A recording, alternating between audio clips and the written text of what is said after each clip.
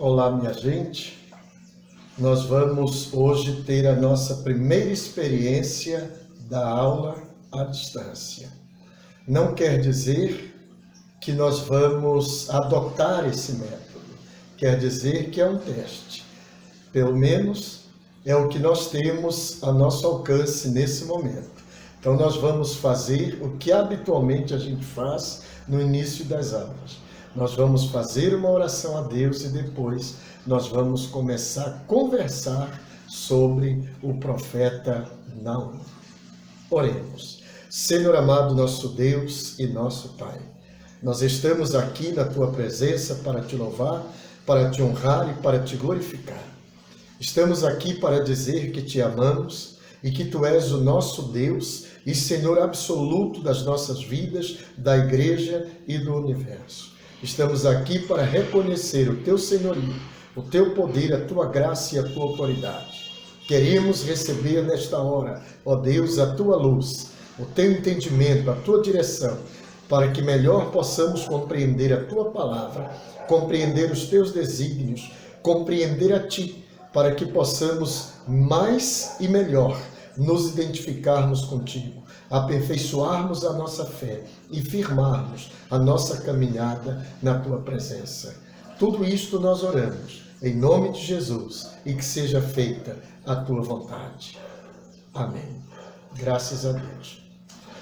Amados, nós infelizmente não vamos poder estar juntos presencialmente nesses próximos encontros, mas felizmente nós temos a possibilidade de ainda assim termos essa conversa e tecermos esse diálogo sobre os temas e os conteúdos das nossas aulas, de modo que a caminhada não seja interrompida e possamos assim prosseguir. Nós hoje vamos estar considerando o profeta Naum. Não é um livro grande, de fato é um livro bem pequeno, mas é um profeta de uma grande importância na história, não só na história do povo de Israel, mas também na história da igreja cristã, por causa da sua mensagem. O próprio cenário onde tudo vai acontecer é um cenário que, de uma certa forma, tem muito a ver com o cenário que nós vivemos hoje aqui no Brasil. Então, veja na sua folha, depois a gente vai valorizar um pouco o conteúdo do que está aí na folha, porque você, tendo a folha, depois poderá ler mais à vontade, poderá ler de maneira mais desembaraçada. Mas, nesse momento, nós precisamos entender o cenário. O profeta Naum é um profeta fundamental. Ele vai entrar ali na história no 7º século antes de Cristo, e isso é significativo. Ele é um profeta que vem muito depois de Jonas, ou seja, 150 anos depois do profeta Jonas, é que entra em cena o profeta Naum, mas eu enfatizo isto por causa da semelhança de cenário. Nós estamos falando de um mesmo grupo que foi o público-alvo do profeta Jonas. Para quem Jonas se dirigiu? Para quem ele levou a sua mensagem? Para os ninivitas, para o povo assírio, mais especialmente para os ninivitas. E Naum não é diferente. Nós sabemos que, como consequência da mensagem de Jonas, como consequência do trabalho de Jonas lá junto aos ninivitas, o povo, aquele povo, chegou a conhecer o Deus de Israel, chegou a se converter ao Deus de Israel, se arrepender dos seus pecados, se arrepender da sua idolatria, se arrepender da sua maldade e se entregar à fé ao Deus de Israel. E isto foi um fato, isso foi extraordinário. Claro que no caso de Jonas era tudo o que Jonas não queria, mas foi o que aconteceu. O povo de Nínive se arrependeu, o povo de Nínive se quebrantou, o povo de Nínive se voltou para Javé, creu em Javé, e se entregou à adoração a Javé. E essa nova vida, vamos assim dizer, que já é uma expressão do Segundo Testamento, essa nova vida durou pelo menos 150 anos. É um tempo bastante extenso, bastante considerável. Agora, Deus já havia advertido lá atrás que se esse povo voltasse à idolatria, voltasse aos seus velhos pecados de corrupção, de idolatria, de arrogância, de maldade, porque você há de lembrar que nós temos enfatizado inúmeras vezes, o povo assírio era o povo mais cruel que havia naquela época. Era um povo arrogante, um povo cruel, sem nenhuma misericórdia, um povo que cresceu às custas do sangue dos seus adversários. E Deus havia advertido, se vocês voltarem a essas velhas práticas, vocês sofrerão duras consequências. E realmente, o tempo passou, foram 150 anos de adoração a Javé, 150 anos vivendo essa nova experiência, essa nova vida, e de repente esse povo volta atrás, esse povo volta à idolatria, volta às suas obras malignas de crueldade, de atrocidade e de arrogância. Então muitos povos têm ódio, vamos usar esta palavra que é mais forte. Muitos povos têm ódio dos assírios, pela maldade deles, pela crueldade deles. E Israel é uma dessas vítimas que também alimenta essa amargura, esse ódio contra esse povo cruel, esse povo bárbaro, terrível. E Deus está olhando isso, está assistindo isso, e levanta o seu profeta para anunciar a decisão que Deus toma. Qual é a decisão de Deus? Deus toma a decisão de dar um basta nessa arrogância, nessa violência assíria. E ele então levanta o profeta Naum. É aí que Naum entra em cena. E Naum vai anunciar a destruição de Nínive e, por conseguinte, de toda a Síria. Nós precisamos entender que Nínive é a capital da Síria e é uma grande cidade.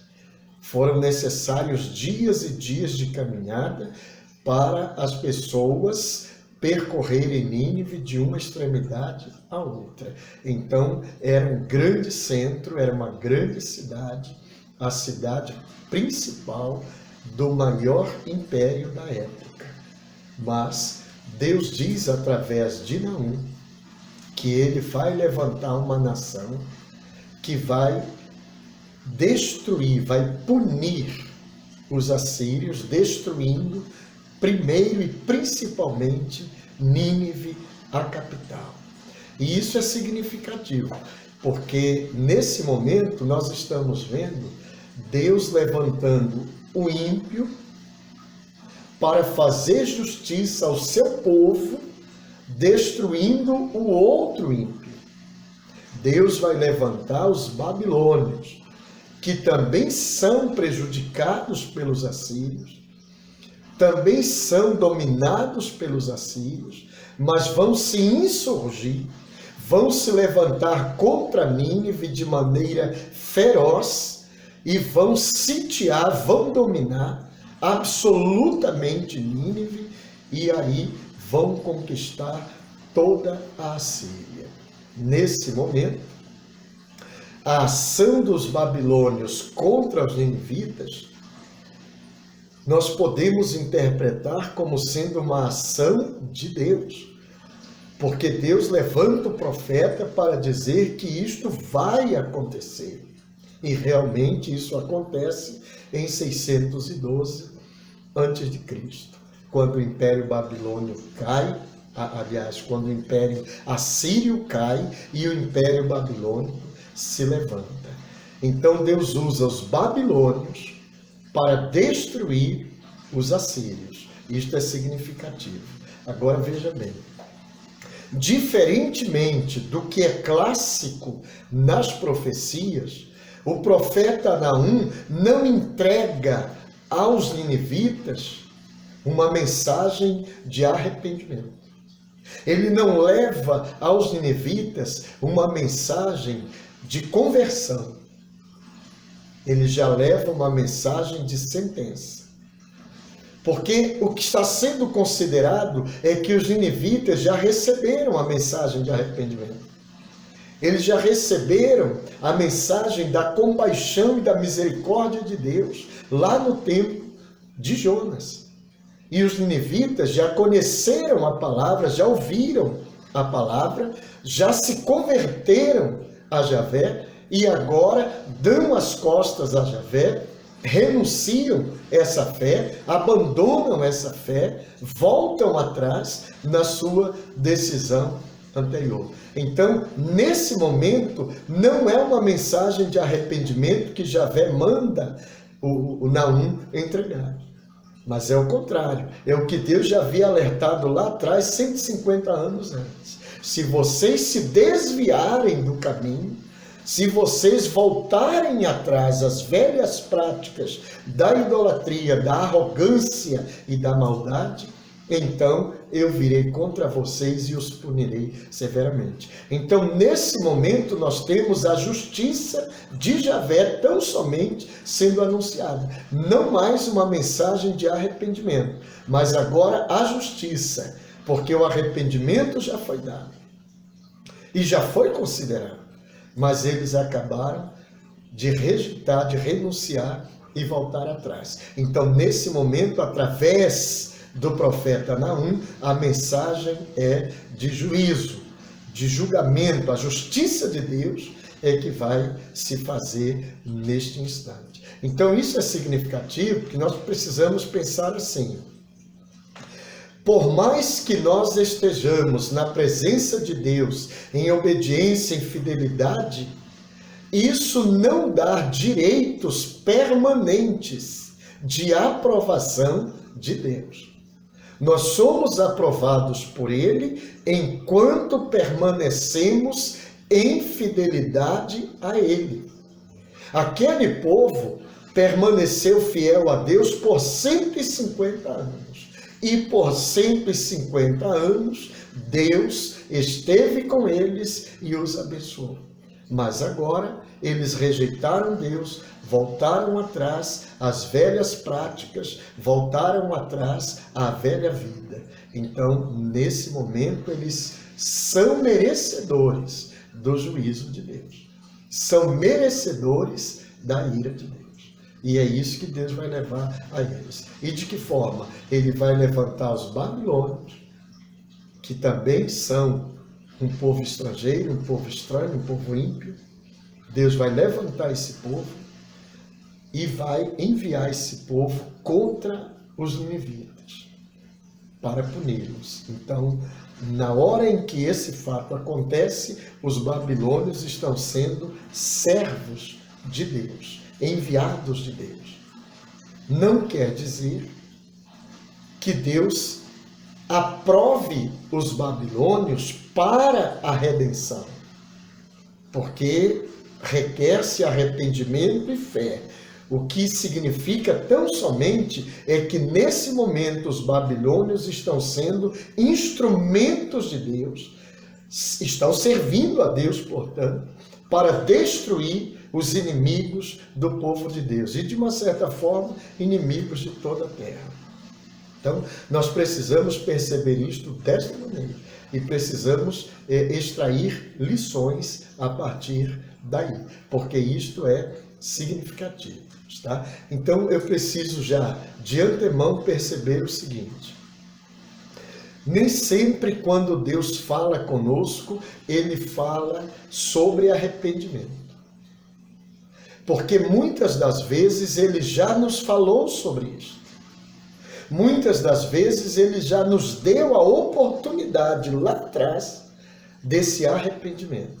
Ele já nos deu a chance. E nós rejeitamos. Então, às vezes, a mensagem de Deus que chega a nós é uma mensagem dura, uma mensagem de punição, uma mensagem que normalmente nós não gostamos de ouvir, não aceitamos receber e até relutamos em aceitar que seja de Deus, porque nós sempre gostamos de ter aquela imagem de Deus, de um Deus amoroso. Ele é de fato, mas ele é justo também e ele é fiel à sua própria palavra.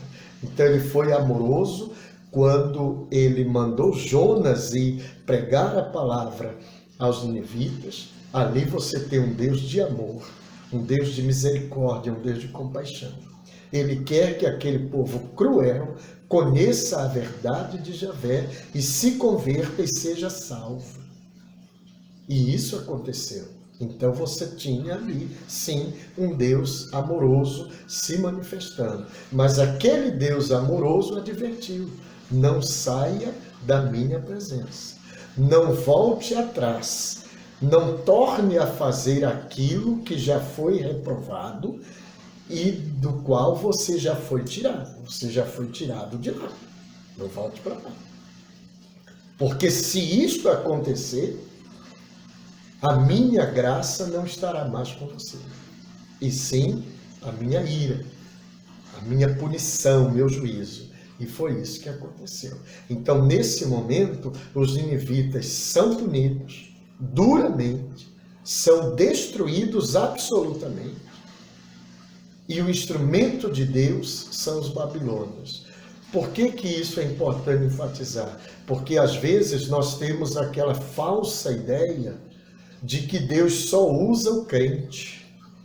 Não é só o crente que Deus usa, só o que é fiel a Ele. Não. Ele usa quem Ele quer, quando Ele quer, onde Ele quer e da maneira que Ele quer. Nesse instante, Ele está usando o ímpio contra o ímpio.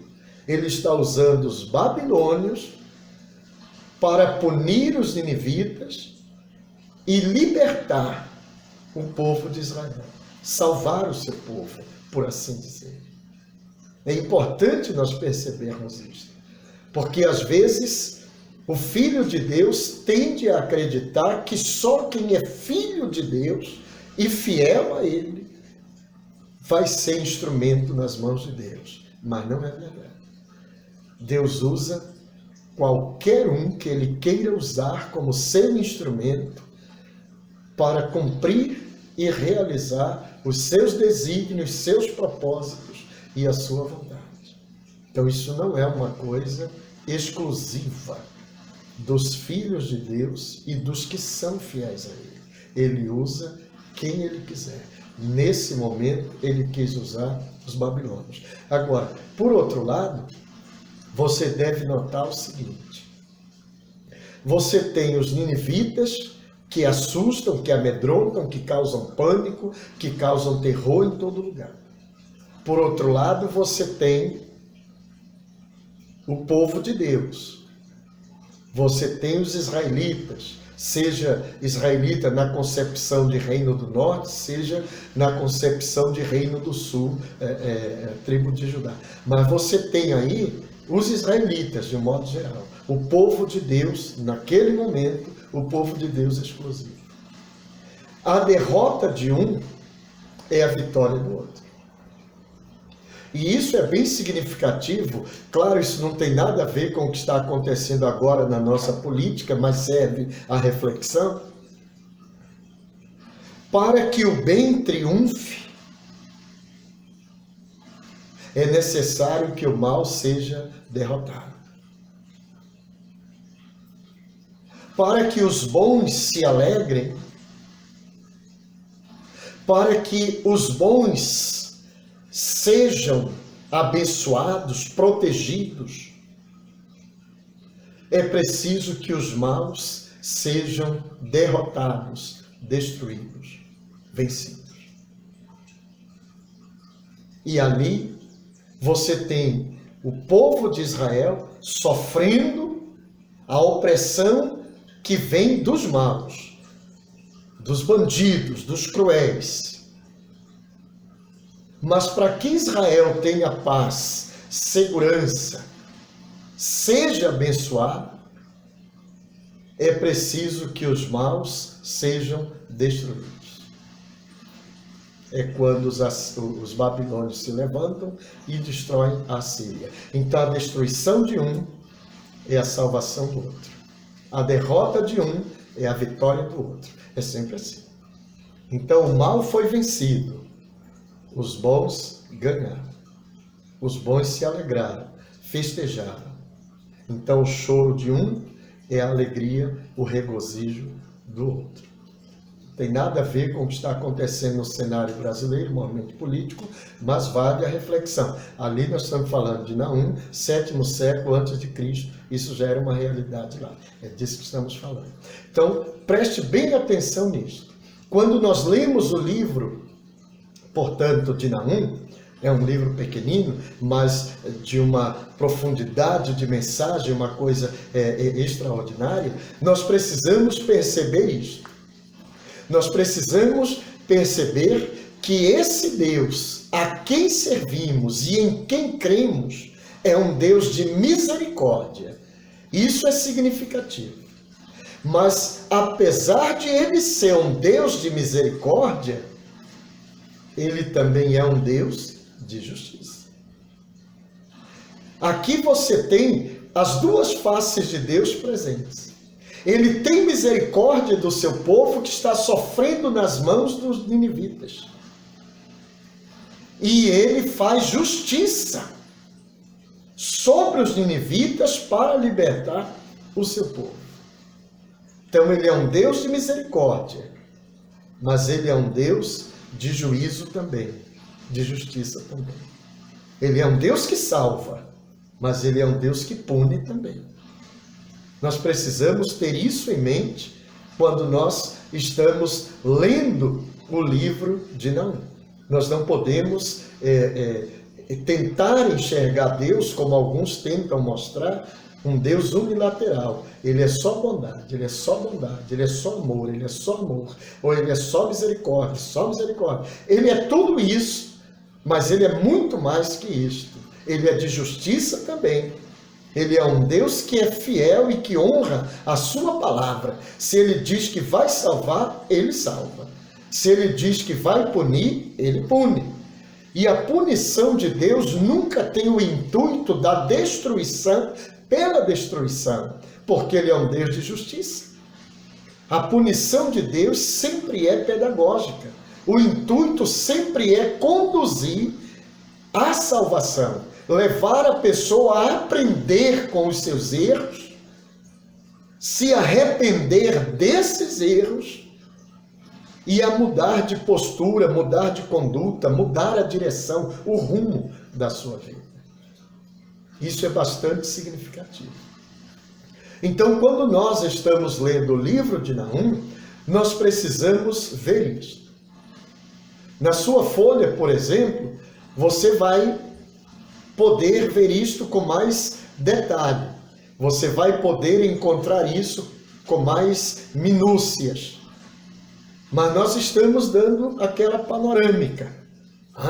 O profeta Naum é um profeta clássico, contudo, a sua mensagem não tem as características clássicas da profecia hebraica, da profecia de Israel.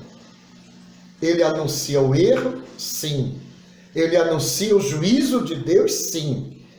Mas, diferentemente dos clássicos, ele não tem uma chamada ao arrependimento. Isso porque essa chamada já foi feita antes dele pelo profeta Jonas a esse povo de Nínive.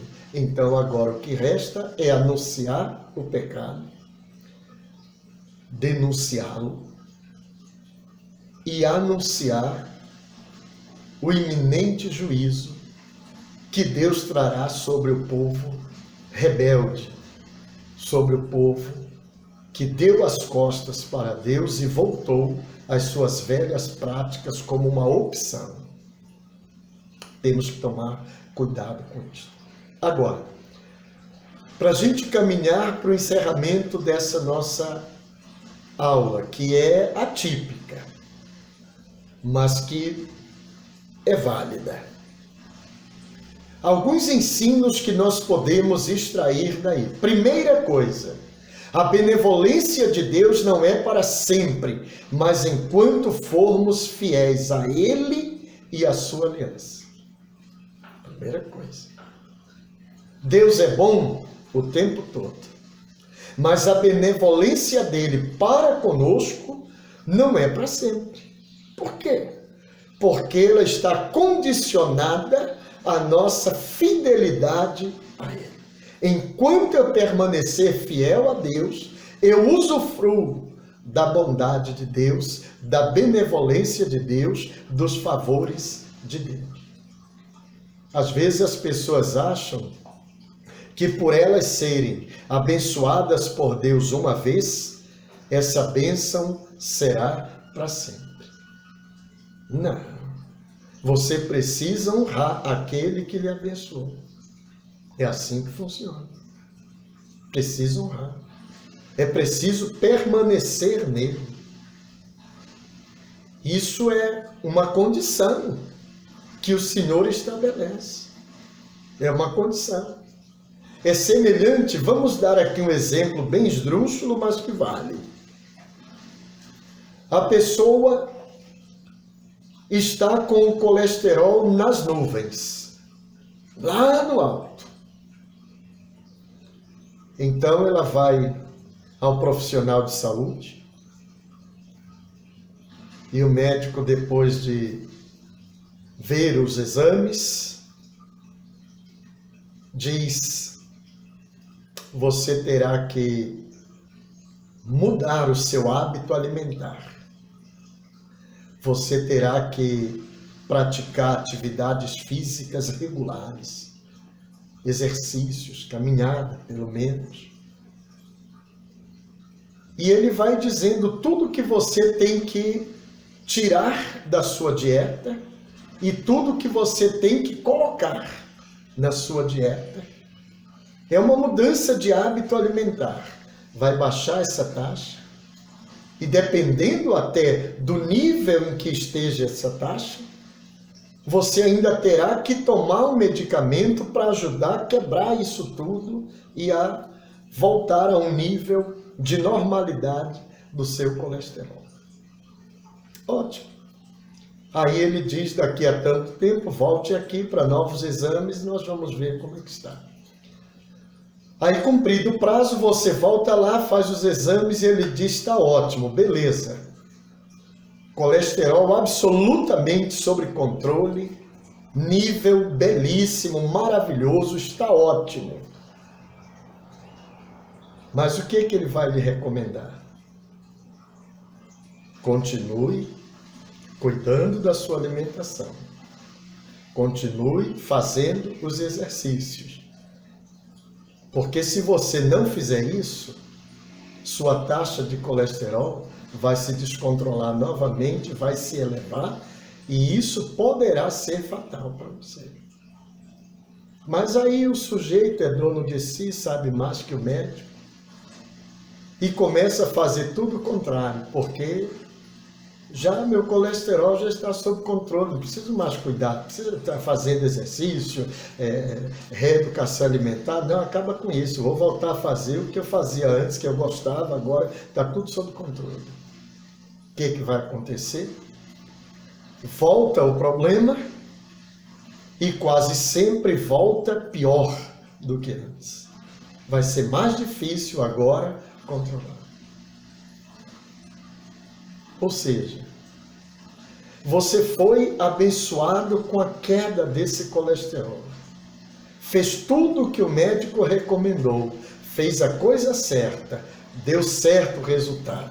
Mas quando tudo estava bem, você achou que era para sempre. E que não tem mais problema, comer o que bem entender, do jeito que bem entender, e voltar àquela vida sem atividade física, aquela vida sedentária. A bênção não é para sempre. Ela dura enquanto você cuida enquanto você se mantém fiel às instruções. Deus dá a graça, deu a graça aos ninivitas. Mas você precisa perceber que quando os ninivitas entenderam que já estavam abençoados, ora, nós estamos há 150 anos abençoados. Não tem mais jeito disso mudar. Então nós vamos voltar às velhas práticas. Não vai mudar mais nada. 150 anos já enraizou. Não muda mais. Leve engano. Porque a Escritura mostra que eles voltaram às velhas práticas e eles se tornaram piores do que eram antes. E agora vem a ira de Deus sobre eles. Então, cuidado, porque a benevolência de Deus não é para sempre, mas enquanto formos fiéis a Ele e à sua aliança. Existe um compromisso e nós temos que ser fiéis a esse compromisso. Segunda lição que extraímos, ou segundo ensino que podemos obter no livro de Naum. Deus sempre tem uma palavra ou um gesto de consolo para os seus filhos. O povo de Deus estava ali aflito, preocupado, desconsolado e desesperançado por causa das ameaças e por causa das agressividades dos inimigos. Mas eles esperaram em Deus porque o profeta traz a mensagem. Aquele remanescente fiel, Deus vai preservar. Deus vai destruir o inimigo e vai salvar quem for fiel a ele. Ou seja, eu não tenho que desistir porque as coisas estão ruins. E ainda sei que aquilo que está ruim ainda pode piorar.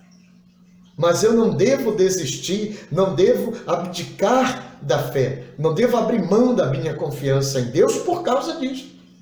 Pelo contrário, é aí que eu devo me firmar mais ainda nele, porque a única esperança que eu tenho de salvação, de mudança, vem dele. Então Deus sempre tem uma palavra de consolo quando nós confiamos, quando nós esperamos. Eu não tenho que desistir. Eu tenho que esperar. Senhor, eu não estou entendendo ainda o que está acontecendo, mas dá-me força para continuar. Porque lá adiante as coisas irão se esclarecer. Tudo virá à luz. E eu compreenderei claramente qual é o propósito de Deus, mas eu não posso desistir agora. Terceira lição, terceiro ensino que nós extraímos do livro de Naum. Não importa o tempo da nossa caminhada com Deus, o importante é ser fiel. Olha que lindo. Ou seja, não existe FGTS no céu, não existe fundo de garantia por tempo de serviço. Ah, mas eu já sirvo a Deus há 10 anos, 30 anos, grande coisa. O importante é tu seres fiel hoje, aqui e agora. Porque o que passou, passou, seja bom, seja ruim, o que vale é hoje. É hoje. Porque a vida que nós vivemos é hoje. Não é a vida do passado. A vida do passado, como o próprio termo já o diz, está no passado, ficou para trás, já foi, já era. Seja boa, seja ruim. O que vale realmente? É hoje, porque hoje é que eu estou vivendo efetivamente. Não é nem o amanhã, porque o amanhã ainda não chegou. E eu nem tenho certeza se chegará. A certeza que eu tenho é hoje. Então é hoje que eu tenho que ser fiel a Deus. Se no passado eu não fui, deixe isso para lá, seja fiel hoje. Mas se no passado eu fui fiel, graças a Deus, mas devo ser fiel hoje. Esse é o ponto. A vida se dá no hoje, no aqui e agora. Ninivitas, 150 anos fiéis a Deus e de repente jogam isso tudo no lixo. e voltam ao passado e se tornam piores do que eram antes. Que desperdício de tempo. Que desperdício da graça de Deus. Não desperdice. Não desperdice. Próxima lição, veja aí na sua folha.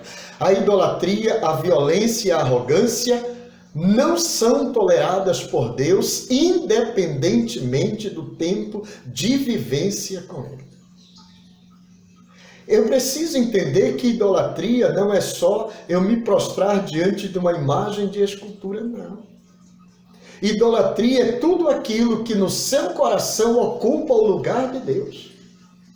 Às vezes a minha idolatria sou eu mesmo, porque eu me coloco no lugar de Deus na minha própria vida.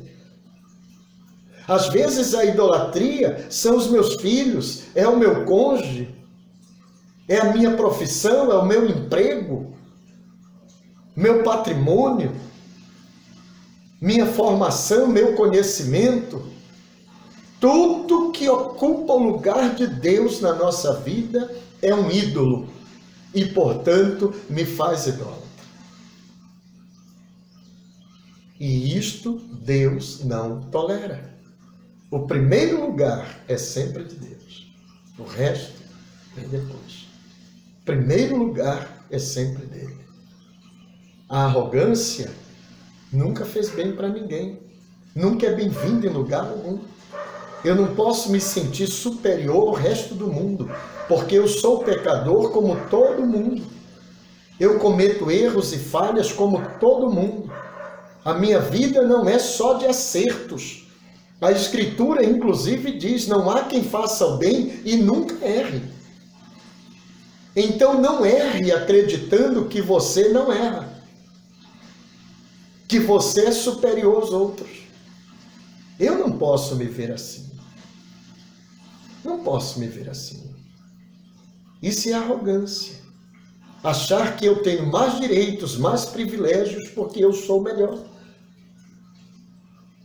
Não. Nesse contexto, nós somos todos iguais. Carecemos de Deus. Dependemos da graça e da bondade e da misericórdia de Deus. Não há melhores entre nós. Nesse contexto, não há melhores. Somos todos iguais, sim. Então preste atenção nisso. Preste atenção. Outra lição que nós extraímos, veja aí na sua folha. Quando o mal é derrotado, o bem triunfa. Muitas vezes, só com a ação de Deus. E aquilo que víamos antes. A tristeza de um pode ser a alegria do outro.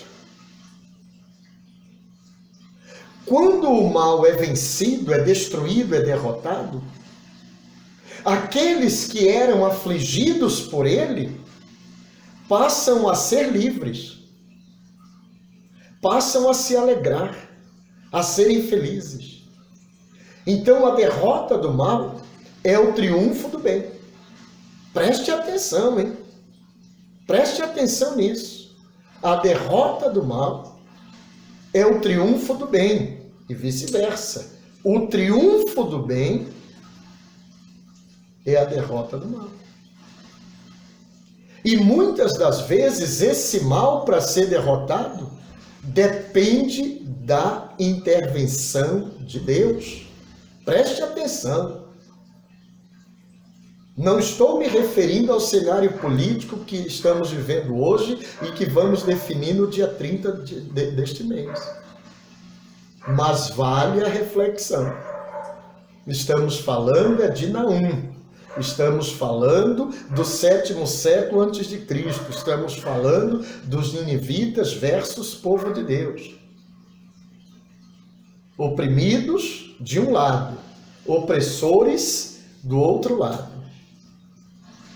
Preste atenção nisso. Nós temos que entender que muitas, mas muitas vezes mesmo, o mal só será destruído através da intervenção de Deus, da ação direta de Deus. E naquele caso em particular, foi o que aconteceu. A intervenção de Deus, quando ele levanta os babilônios e os conduz contra os ninivitas, e dá aos babilônios habilidade e força suficiente para derrotar os ninivitas. Com isso, o povo de Deus passa a respirar aliviado, passa a usufruir de liberdade, passa a se alegrar. É importante entender que o bem só triunfa quando o mal é derrotado. E o mal, muitas das vezes, só é derrotado com a ajuda de Deus. Para encerrar, o ímpio pode ser usado como instrumento de Deus, como já vimos lá atrás. Pode e é. Então eu tenho que entender que eu não sou uma pessoa única no mundo a quem Deus pode usar. Não, eu sou uma das pessoas que ele pode usar e que ele usa quando ele quer, mas não sou o único. Ele pode inclusive usar o ímpio, como usou os babilônios contra os assírios, para libertar o povo de Deus. Eu preciso ter essa visão mais holística. Eu preciso perceber que Deus não se restringe nas suas ações a um pequeno grupo, pequeno povo. Porque ele é Senhor de todos, sobre todos. Ele usa quem ele quer, do jeito que ele quer, na hora que ele quer, e no lugar que ele quer, e do modo que ele quer. Pense nisso. Leia o texto com mais atenção, com mais cuidado. Observe que Naum é um profeta clássico, mas a sua profecia não tem a estrutura clássica completa das profecias de Israel. Ele denuncia o pecado e ele anuncia o juízo de Deus, mas ele não chama o povo ao arrependimento, porque pressupõe que esse povo já fora chamado ao arrependimento, já se arrependera, mas teria voltado atrás. E agora é o momento de entrar o juízo de Deus. Reflita sobre isso. Pense nisso. E se Deus quiser, no nosso próximo vídeo nós vamos dar um passo a mais. E vamos ver mais um importante profeta, que é o profeta Abacuque. Mas por enquanto, fiquemos com Naum. Então, que Deus nos abençoe. Nós vamos fazer a nossa oração de encerramento, porque estamos em aula, como em qualquer outro momento. Senhor amado, nosso Deus e nosso Pai, nós estamos muito agradecidos a Ti pelo Teu amor, agradecidos a Ti pela Tua bondade, estamos agradecidos a Ti pela Tua misericórdia, agradecidos a Ti porque em todos os momentos o Senhor está conosco e em todos os momentos o Senhor cuida de nós. Obrigado, meu Deus, porque mesmo quando o mal se levanta, quando o mal nos aflige, o Senhor está presente, cuidando de todos os detalhes e providenciando livramento para nos dar liberdade, libertação, para nos dar a paz, a alegria e a felicidade. Por isso, Deus, nós descansamos em Ti, nós nos colocamos em Tuas mãos, para que o mal seja vencido, para que os Teus filhos, as Tuas filhas, o Teu povo, seja abençoado. Querido Deus, obrigado por esse encontro, obrigado pela Tua palavra, pelo conhecimento da Tua palavra, e ajuda-nos, Pai, na nossa caminhada de fé. Ajuda-nos, Senhor, a estarmos sempre firmes na Tua presença, sempre apegados à Tua palavra, sempre firmados na fé em Ti. Nós nos colocamos em Tuas mãos para que se faça a Tua vontade, no nome santo e soberano de Jesus. Assim seja. Graças a Deus. Amém. Então, até um próximo encontro, se Deus quiser. Deus abençoe a todos nós e que nós possamos ler e reler o texto, não só a apostila, mas quando formos ler o texto da própria Escritura, possamos perceber tudo isto que nós estamos aqui conversando e absorver esses ensinos para a glória de Deus. Amém. Até o novo encontro, se Deus quiser.